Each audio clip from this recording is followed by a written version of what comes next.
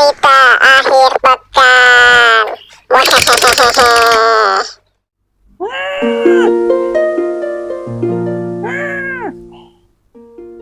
Udah mulai. Ngomong dong. Gue belum pakai sarung, cok. Gak ada salah gue pakai sarung dulu ya, guys ya.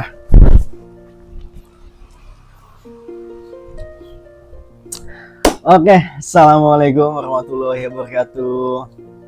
Selamat datang kembali di channel Abdi Rifki. Berak kasih, berak kan?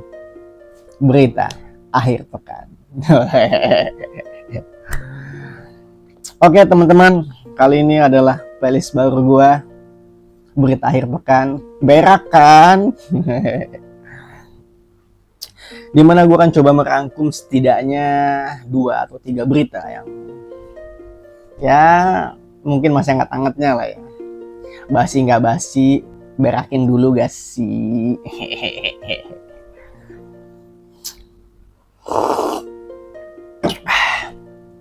Oke, diberakan kali ini gue ingin coba buka dengan satu berita yang receh-receh dulu gak sih?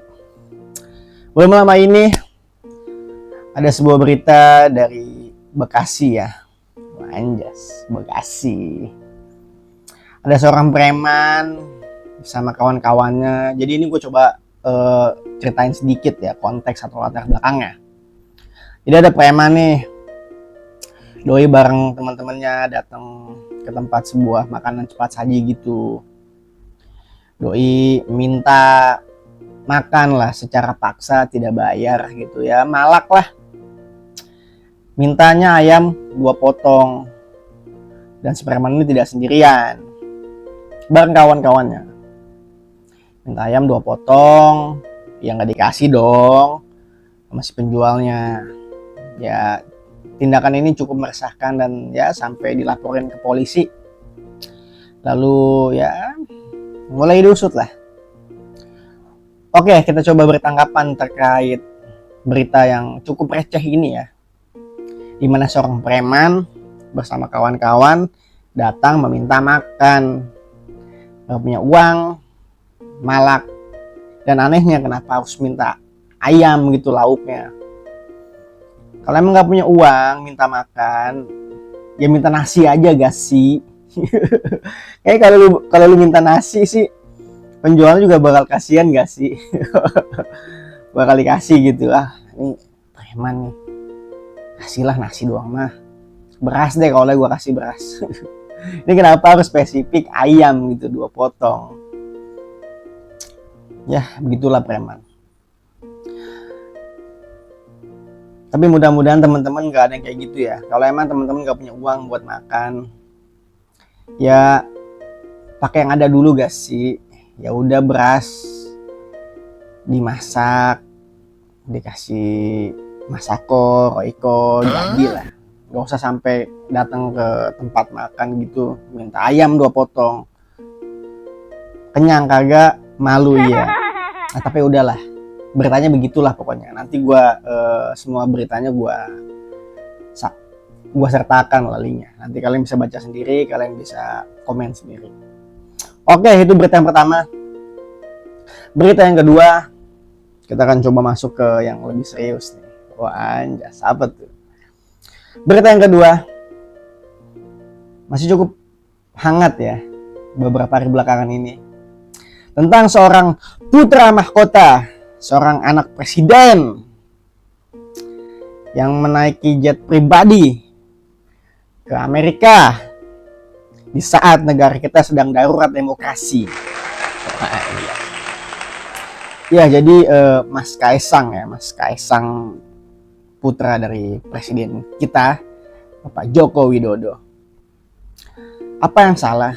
Ya sebenarnya ya nggak ada yang salah sih. Lu mau ke Amerika, lu mau ke Zimbabwe, mau ke Uganda naik pesawat ya terserah.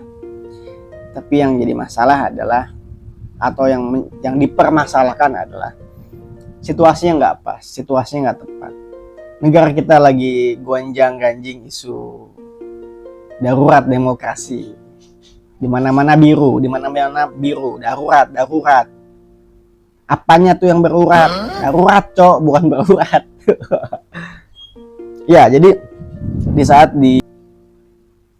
jadi waktu situasi kondisinya lagi nggak pas gitu buat seorang Kaisang, putra mahkota, putra presiden kita Bapak Joko Widodo. Di saat negara kita lagi gonjang-ganjing isu demokrasi, beliau bersama istri yang sedang hamil malah pergi ke Amerika, naiki jet pribadi. Terus mulai rame tuh isu-isu gratifikasi kah? Apalagi konteksnya adalah Mas Kaisang ini kan digadang-gadang juga akan maju di pilkada gitu loh. Terus orang yang digadang-gadang akan maju di pilkada di saat genting begitu malah cabut ke Amerika, naik jet pribadi pula dengan kondisi istrinya yang lagi hamil. Lalu ditelusuri, ditelisik, akhirnya ada ya mungkin jubir lah ya, juru bicaranya lah ya, coba mengklarifikasi, coba memberikan penjelasan bahwa ya nih jet pribadi ini bukan gratifikasi lah, ini punya temen ya, nebeng sekalian ngikut ke sana lah, dan ya istrinya kan lagi hamil, jadi ya nggak bisa dong naik angkutan umum, makanya naiknya jet pribadi. Oke, tahan di situ. Kita coba berikan respon, kita coba komen. Oke, istri lu lagi hamil nih. Kenapa lu ke Amerika? Udah gitu dulu aja, Cok. Nggak usah nih perkara jet pribadinya punya siapa, punya teman, punya kakek lu, punya nenek lu, atau bahkan gratifikasi sekalipun. Ngapain ke Amerika, Cok? Harus banget gitu lu ke Amerika. Istri lu kan lagi hamil gitu loh, Mbok ya jangan pecicilan dulu gitu loh. Nanti kalau udah lahiran, bayinya udah cukup, lu mau kemana terserah lu dah, lu mau ke Mars, terserah. Ditambah lagi juga seakan-akan tidak menunjukkan rasa empati atau simpati terhadap kondisi situasi terkini. Ya lu lihat sendiri kan, di mana-mana status darurat demokrasi. Demo cukup besar di Senayan, di depan gedung DPR. Dan doi malah cabut ke Amerika.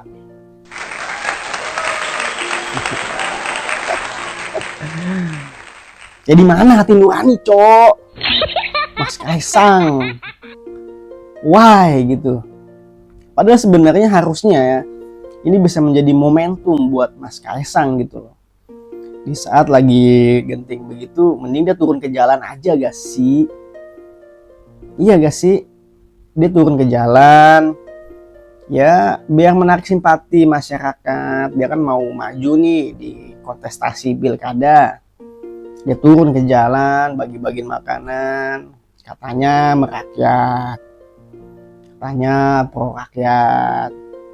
Rakyat lagi susah, lagi melarat. Malah ke Amerika Serikat. Iya, jadi pertama itu ya, kenapa harus ke Amerika? Kenapa harus pergi ke Amerika di saat istri lu lagi hamil? Pertama itu. Dan apa bedanya gitu loh, lu naik pesawat jet pribadi atau pesawat komersil gitu, bedanya apa? Istri lu lagi hamil, bedanya apa?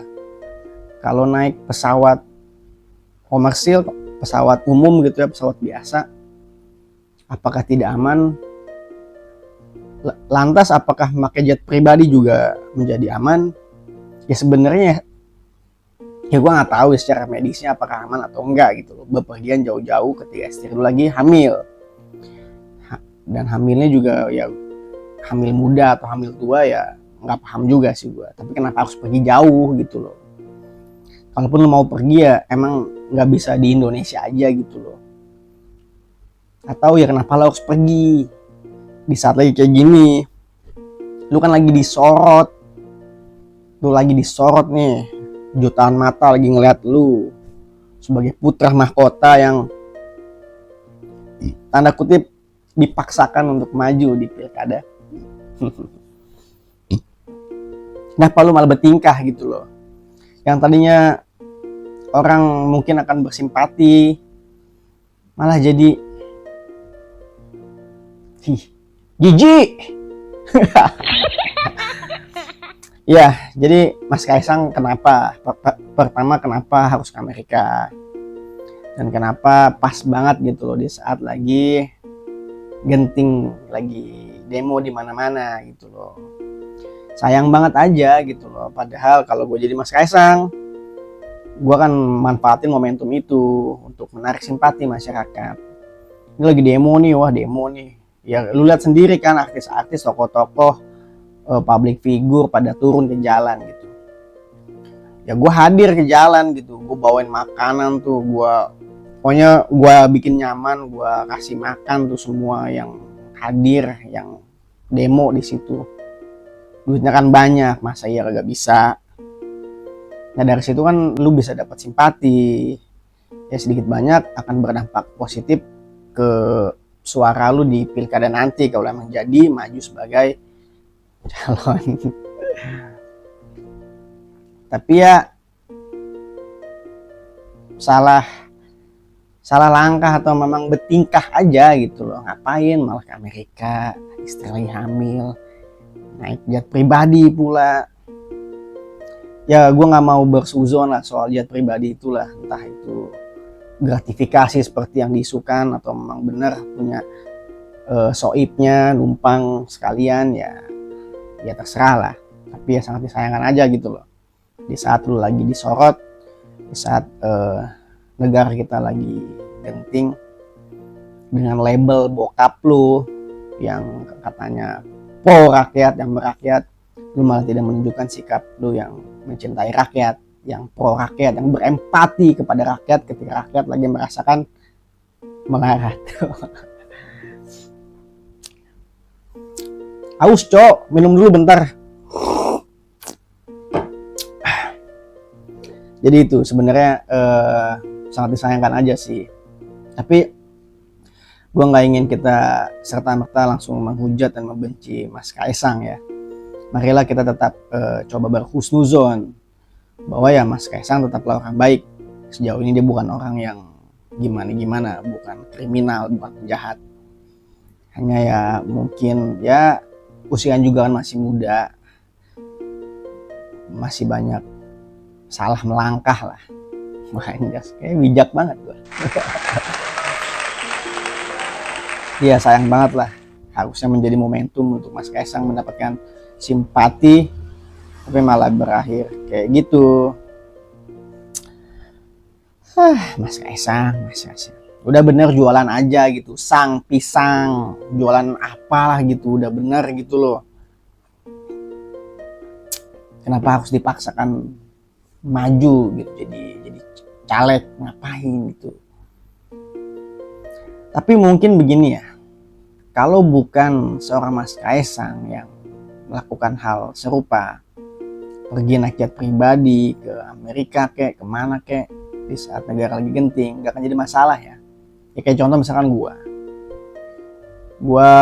pergi ke Spanyol, ke Uruguay, naik jet pribadi, demo lagi di mana-mana, negara lagi genting, ya mungkin gak akan jadi masalah, gak akan jadi persoalan. Dia siapa gue gitu loh, gue bukan siapa-siapa yang disorot banyak mata, banyak pihak.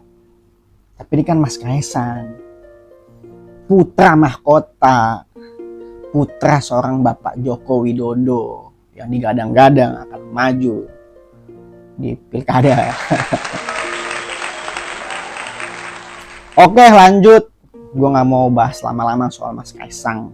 Gue berharap aja, gue doain aja Mas Kaisang sukses jadi pengusaha, gak usah jadi caleg lah, banyak yang lebih pantas. Oke skip, lanjut ke berita selanjutnya. Oke, sebelum kita lanjut ke berita ketiga ya, berita terakhir yang ingin gue sampaikan, gue disclaimer dulu nih. ini bukan head speech gua ke Mas Kaisang. Ini hanya sebuah keresahan aja ya kan. Kayak why gitu loh Mas Kaisang, why? Harusnya bisa bertindak lebih bijak. Sayang aja gitu. Oke lah. Kita akan lanjut ke berita yang cukup serius ya, yang cukup menyedihkan, miris. Sebenarnya gue juga males nih, kenapa harus ada berita ini gitu loh, aduh.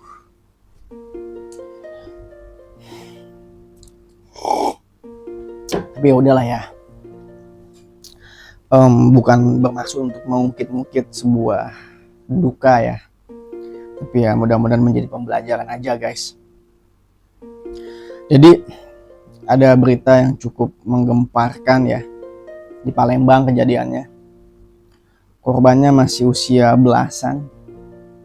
Masih 13 tahun lah.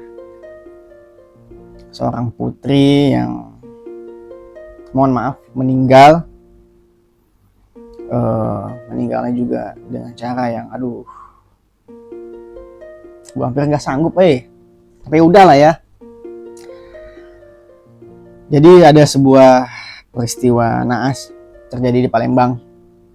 Korbannya seorang putri berusia belasan, tepatnya 13 tahun. Jadi mohon maaf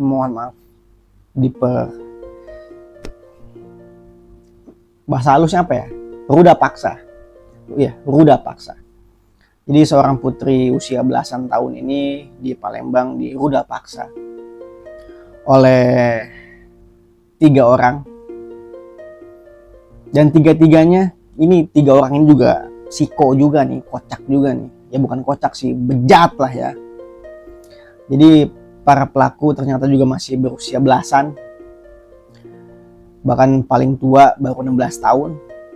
Masih di bawah 17 tahun cuy. Masih kayak SMP SMA lah.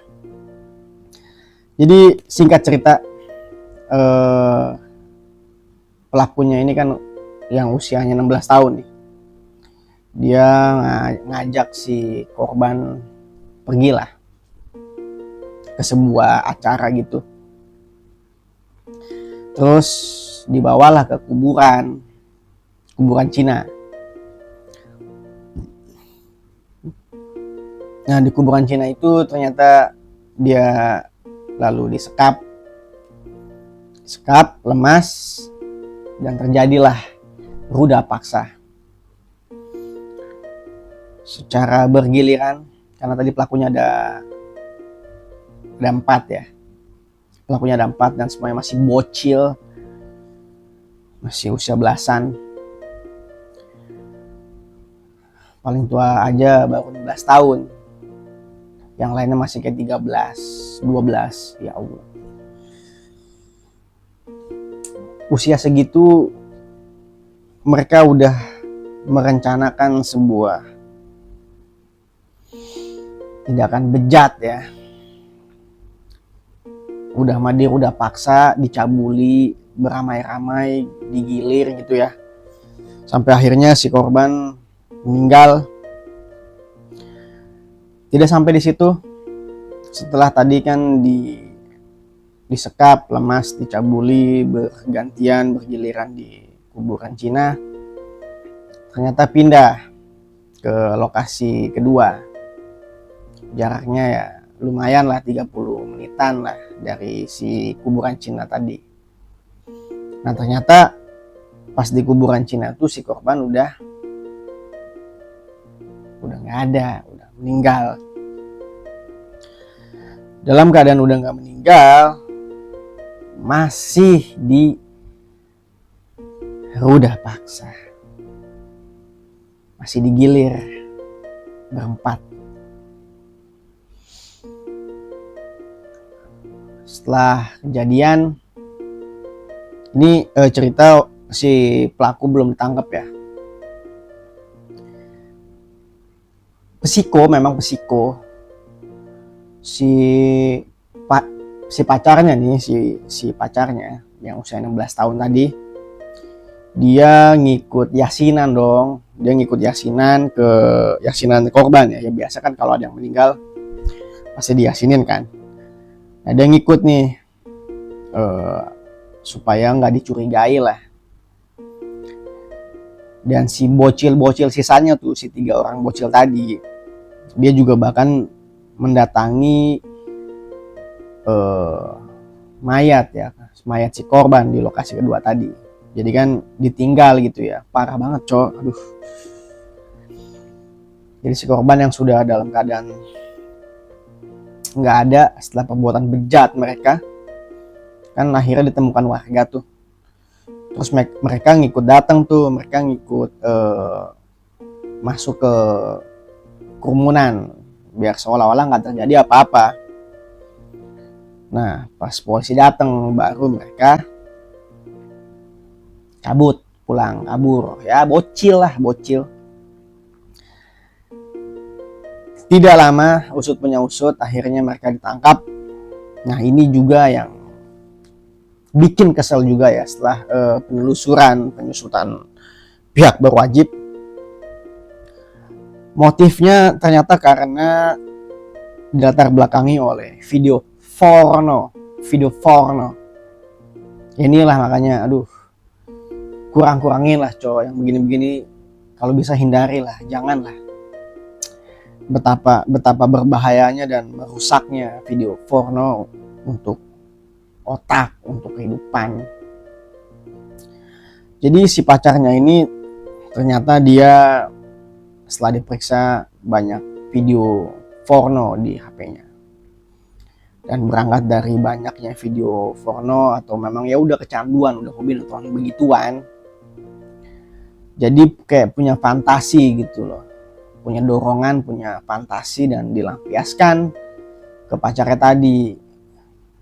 Seorang putri yang baru berusia 13 tahun. Akhirnya ya ditangkap lah. Si para pelaku bocil-bocil ini ditangkap. Jadi ternyata kejadiannya bukan tidak disengaja, melainkan memang sudah direncanakan. Jadi si pacarnya itu bahkan dia udah merencanakan lah dengan si teman-teman bocilnya tadi untuk melakukan hal bejat, hal sadis tersebut ke pacarnya tuh yang baru berusia 13 tahun. Dan yang bukan cukup ya, ngeselin banget asli. Gue kalau jadi bokapnya atau jadi pihak keluarganya juga gue akan kesel itu. Jadi setelah tadi ditangkap polisi, motifnya juga udah ketahuan karena video porno. Jadi si pelaku ingin melampiaskan hasrat fantasi karena nonton video porno ke pacarnya tadi, sampai pacarnya udah diruda paksa berkali-kali giliran, bahkan udah nggak ada masih diruda paksa, parah banget. Yang dipenjara, yang ditahan ternyata hanya satu, yang usianya 16 tahun. Sisanya tuh si bocil-bocil tadi yang usianya baru kayak 13-12 tahun. Karena ya gue nggak ngerti ya secara undang-undang tuh gimana gitu. Mereka ditetapkan sebagai pelaku di bawah umur lah. Jadi cuma direhabilitasi, nggak ditangkap.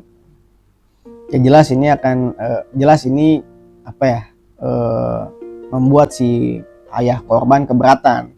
Walaupun mereka hanyalah seorang anak-anak, hanya bocil, tapi kan mereka bejat gitu. Mereka udah menghilangkan nyawa orang lain dengan cara yang sadis pula. Bahkan harusnya ini jadi kayak pembunuhan berencana gak sih? Kalian kalau jadi janganlah, amit-amit lah kalau kalian jadi keluarganya, jangan sampai lah. Tapi gue pribadi sih kalau kasusnya begitu sih udah nggak ada lagi di bawah umur sih, ya apa daya gitu loh. Ya udah nggak perlu lagi ngomongin soal masa depan lah. Ya itu pilihan mereka melakukannya dengan sadar. Mereka bahkan tidak dalam pengaruh obat-obatan, tidak dalam pengaruh miras. Mereka sadar, mereka merencanakan dan terjadilah. Ya kalau gue pribadi mah ya harusnya dihukum setimpal nggak sih? Jadi ya mudah-mudahan lah teman-teman tidak perlu mengalami hal yang sama, amit-amit. Oke, sekian dulu berakan berita akhir pekan yang coba gue rangkum. Kesimpulannya adalah semoga kita selalu terhindar dari mara bahaya. Semoga kita semakin dewasa, bijaksana, sehat, dan sukses selalu. Sampai jumpa di berak-berak selanjutnya.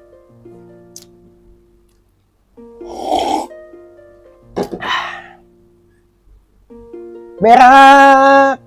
Berak kan? Berak dulu gak sih? Assalamualaikum warahmatullahi wabarakatuh.